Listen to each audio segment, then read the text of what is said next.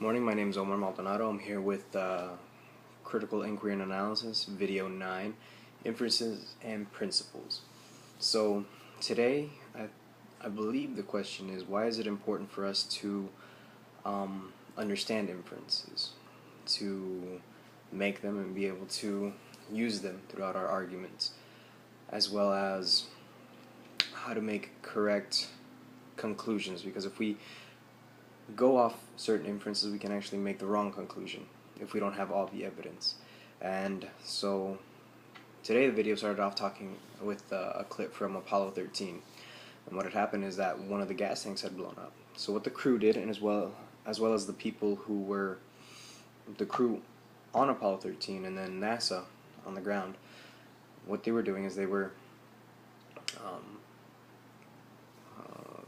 cutting out things that, or ruling out things that weren't happening, that weren't going right. For example, they were going through all the system checks, making sure that this worked or that it wasn't this thing, that thing, until they finally came to the conclusion that, and they saw that what was leaking was the oxygen tanks.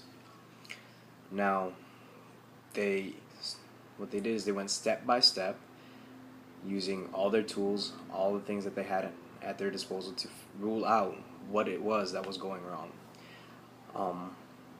And then with each piece of evidence, they used that in order to come to a conclusion, which was that the oxygen was leaking. Now, what was spoken about in this that I thought was really important is what are facts. He gave 3 examples of facts, and 3 definitions of facts. And 2 of them were loaded definitions, meaning that it only fit a certain person's point of view, a certain person's way of thinking. And a lot of times I think we do that ourselves. We give definitions to different things so that it'll benefit us in the long run. And the only definition that actually seemed to work was the 3rd one, and it was from the Oxford English Dictionary. And it didn't form any bias opinions, it didn't point towards anything, it just gave a definition of what a fact is. So I believe that it's very important for us to have the facts whenever we're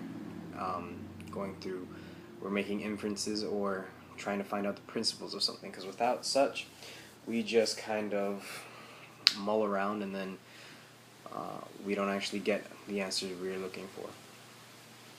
So a lot of the things that they had us do was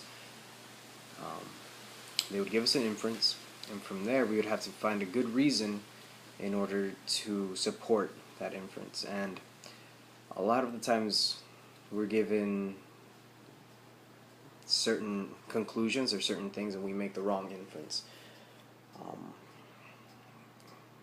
We make assumptions about people. Now, a good way to avoid these things is to present evidence, so that each piece of evidence is presented clearly and supports itself. Now, you don't want to bog somebody down with a whole bunch of evidence, just, oh, this is the reason why this, and so forth. You want to be able to clearly just use each piece of evidence to support what you're saying. Now, a person who is listening on the other side, in order for them to, something they should do is ask, well, what about this? That's all fine and dandy, but what about this? And with that statement, what they're doing is they're either going to make a statement or bring something else to light that will support what you're saying, or that will call it into question. And then from there, you just keep going. It's almost like a snowball effect. You just keep presenting more evidence, more facts, in order to help support what it is you're trying to say. And then from there, you can easily come up with a conclusion and reasons that support everything you're doing and saying. Yeah, so that's what I learned. Thanks.